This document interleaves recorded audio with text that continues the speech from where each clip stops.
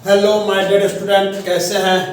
उम्मीद करते हैं कि आप लोग अच्छे होंगे और चंद दिन जो परीक्षा की बची है उसके लिए आप लोग तैयारी में लगे होंगे। तो आइए मेरे बच्चों, मैं आज आप लोगों को 2025 के बोर्ड एग्जामिनेशन में पूछा गया है प्रश्न, मैं उसका आंसर आपको बताने जा रहा हूँ। आप इसको ध्यान से सुने और देखें। तो आइए बिना किसी देरी के मैं 2025 में पूछे गए प्रश्न का आंसर बताने जा रहा हूं। आइए क्वेश्चन नंबर 1, जर्म प्लाज्म को परिभाषित करना है। तो जर्म प्लाज्म क्या है? जर्म प्लाज्म एक सिद्धांत है जिसमें आनुवंशिक गुण होते हैं और जो जीवों के विकास में और उसके संरक्षण में सहायक होते हैं। जर्म प्लाज्म नए जीवों के उत्पत्ति में भी सहायक होते हैं। तो अब हम उसे जर्म प्लाज्म कहते हैं कि ऐसी संरचना जिसमें नए जीव निर्माण की क्षमता होती है या नए जीव के विकास की क्षमता होती है, हम उसी को जर्म प्लाज्म कहते हैं। दूसरा प्रश्न है जीन लाइब्रेरी। जीन लाइब्रेरी क्या है?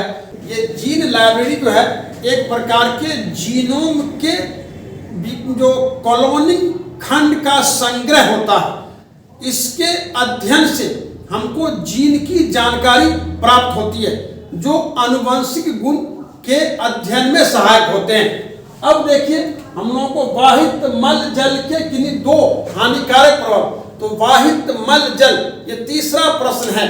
तो हम लोग कहते हैं आवासीय क्षेत्र या औद्योगिक क्षेत्र के नालियों में बहने वाले जो गंदे जल होते हैं, हम उस गंदे जल को वाहित मलजल कहते हैं। और ये वाहित मलजल को जब जलाशय में गिराया जाता है तो जलाशय के जल प्रदूषित हो जाते हैं। इसके हानिकारक प्रभाव दो, नंबर 1 के जल का प्रदूषित हो जाना और दूसरा जलीय जीव को प्रभावित होना। जो जलाशय में जीव होते हैं वो इस प्रदूषण के कारण प्रभावित हो जाते हैं। अब आइए चौथा प्रश्न है। चौथा प्रश्न है आपको माइकोरिजा क्या है?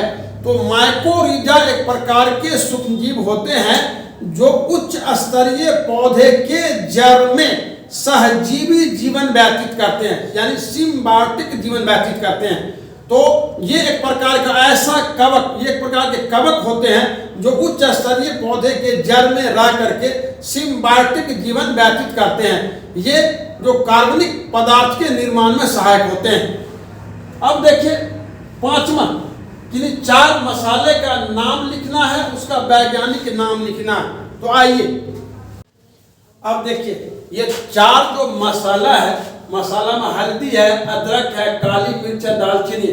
हमको इसका वैज्ञानिक नाम जानना है। करकुमा लौंगा, हल्दी का हो गया करकुमा लौंगा, अदरक का हो गया जिंजीबर ऑफिसिनेल, काली मिर्च का हो गया पाइप निगरम, दालचीनी का हो गया सिनामोमर वैक्यूम। ये हो गया आपको इसका। अब देखिए ऑन्टोजेनी और फाइलोजेनी। ऑन्टोजेनी और फाइलोजेनी ये 5वां क्वेश्चन है, छठा क्वेश्चन ऑन्टोजेनी फाइलोजेनी।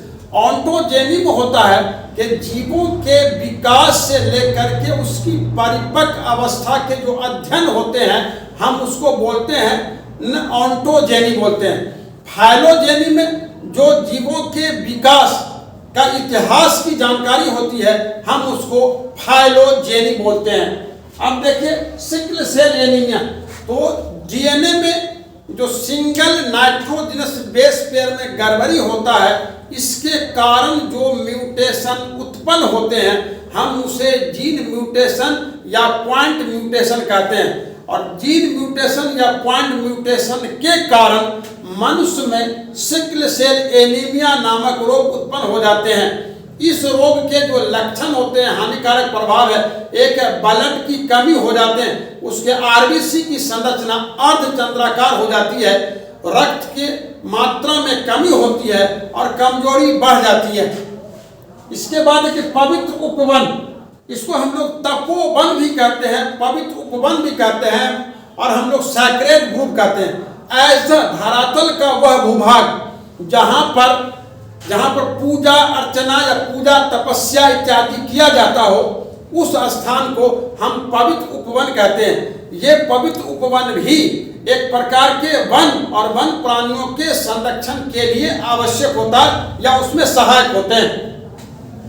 अब देखिए cDNA और sDNA। cDNA होता है सिंगल स्ट्रैंड आरएनए से जो डीएनए बनते हैं, हम उसको बोलते हैं cDNA, और सिंगल डीएनए से जो डीएनए बनेंगे हम उसको बोलेंगे जो sDNA बोलते हैं। ये एक प्रकार के आनुवंशिक पदार्थ होते हैं, और आनुवंशिक पदार्थ जो होते हैं वो प्रोटीन के निर्माण में सहायक होते हैं। अब हम लोग एपिस्टोसिस, ये एक प्रकार के जो आनुवंशिक प्रक्रिया होती है, इसमें कोई एक जीन दूसरे जीन के प्रभाव को दबा देता है। इस प्रकार एक जीन ही प्रकट हो पाते हैं। तो जीन की वह प्रक्रिया जो अपने प्रभाव से दूसरे को दबाता हो, हम उसको एपिस्टेसिस कहते हैं।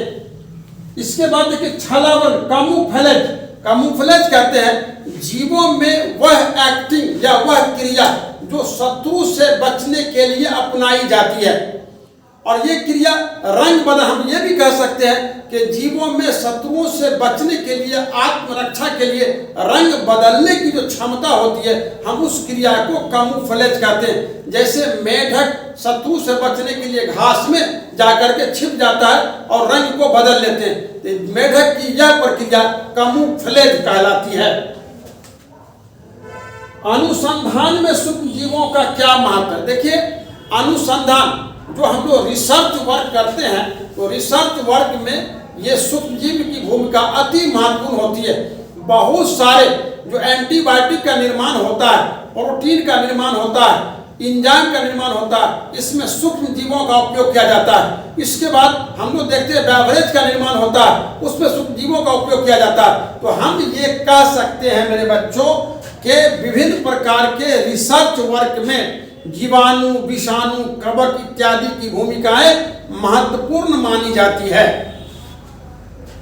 अब देखिए रेड डाटा बुक। ये रेड डाटा बुक क्या होता है? रेड डाटा बुक है कि जंतुओं की ऐसी सूची या पुस्तक जिसमें संकटग्रस्त प्राणियों के नाम दर्ज होते हैं, हम उस सूची या उस डाटा को रेड डाटा बुक कहा जाता है। ये रेड डाटा बुक्स के अध्ययन से इस बात की जानकारी प्राप्त होती है कि हमारे इकोसिस्टम में, हमारे देश में, हमारे जो पर्यावरण है उसमें कौन से ऐसे प्राणी हैं जो संकटग्रस्त स्थिति में पहुंच चुकी है। तो संकटग्रस्त प्राणियों की जो सूची होती है, हम उसको बोलते हैं रेड डाटा बुक। क्या बोलते हैं? Red data book. अब देखिए, रेड डाटा बुक समझ में आ गया कि ये एक पुस्तक है या एक सूची है जिसमें हम लोग क्या करते हैं, संकटग्रस्त प्राणी का नाम दर्ज होता है, हम उसको रेड डाटा बुक कहते हैं। अब देखिए, हम लोगों को है ये झिल्ली और बीज आवरण। तो झिल्ली जो कोशिका के ऊपर, जो जंतु कोशिका के जो बाहरी आवरण होते हैं, हम उसको झिल्ली कहते हैं। ये झिल्ली एक कोशिका को दूसरे कोशिका से अलग रखते हैं या कोशिका को, जंतु कोशिका को सुरक्षा प्रदान करते हैं। जबकि सीड कोट जो है बीज आवरण, ये बीजों के ऊपर जो परत होती है, हम उसको बीज आवरण कहते हैं। ये परत बीज को सुरक्षा प्रदान करती है। बात समझ में आ गया?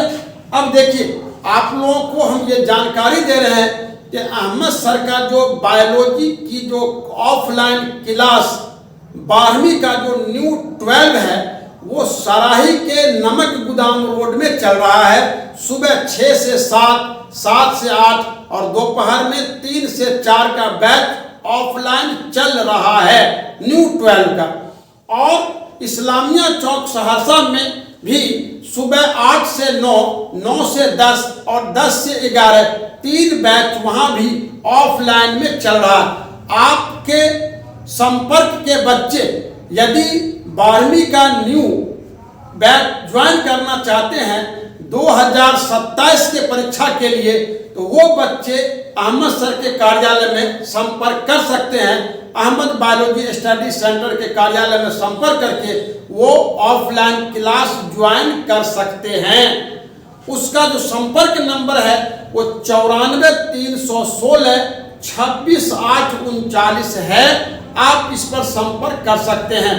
और दूसरी जरूरी बात, जो हम आपको ये PYQ का जो क्वेश्चन बता रहे हैं, आपको निश्चित तौर पर इस क्वेश्चन से भी कुछ क्वेश्चन डेफिनेटली रिपीट किया जाता है, जो आपको फायदा पहुंचा सकता है। इसलिए मेरे बच्चों, इसको भी आप जरूर देखें और थोड़े समय के लिए समय निकाल करके जब इसका अध्ययन करेंगे तो आपको अच्छी जानकारी मिल सकती है, और इस जानकारी के आधार पर आपका निश्चित तौर पर ऑब्जेक्टिव का क्वेश्चन भी सॉल्व हो जाएगा।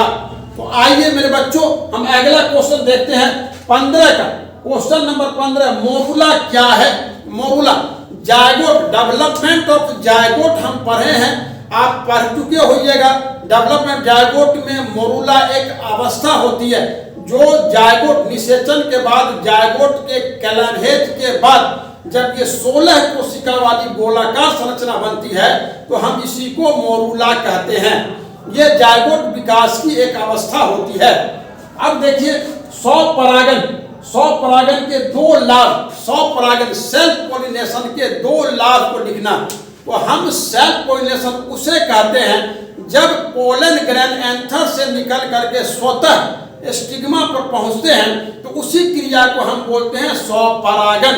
और ये स्वपरागन जो होता है, इसके 2 लाभ, तो स्वपरागन के लिए जो है, जो मेल फीमेल को निकट होना चाहिए, एक ही समय में परिपक्व होना चाहिए। यह परागन की एक सस्ती विधि होती है और इस विधि के द्वारा अधिक संख्या में फल की प्राप्ति होती है। अब देखिए, आनुवांशिक रूप से रूपांतरित जंतु के किन्हीं 2 लाभ को लिखना। जेनेटिकली मॉडिफाइड, जो जेनेटिकली मॉडिफाइड है ना, एनिमल है, तो जेनेटिकली मॉडिफाइड ऑर्गेनिज्म ऐसा एनिमल जिसमें बाहरी जीन को प्रवेश कराकर उसके गुणों में हेराफेरी किया गया हो, परिवर्तन किया गया हो, हम उसको GMO जेनेटिकली मॉडिफाइड एनिमल कहते हैं। इसमें आता है रोजी काउ, और इसकी 2 विशेषता, इसके जो दूध होते हैं वो पौष्टिक होते हैं, और इसमें इसके दूध में जो विटामिन की मात्रा, जो प्रोटीन की मात्रा अधिक होती है, बीटा गैलेक्टोसाइडेज, जो बीटा गैलेक्टो अल्फा लैक्टोमिन नामक प्रोटीन जो होती है वो पर्याप्त मात्रा में मौजूद रहते हैं। अब कैली-फिल्टर सिंड्रोम, ये देखिए सेक्स क्रोमोसोमल डिसऑर्डर होते हैं। कैली-फिल्टर सिंड्रोम एक प्रकार के सेक्स क्रोमोसोमल डिसऑर्डर होते हैं। जब किसी मेल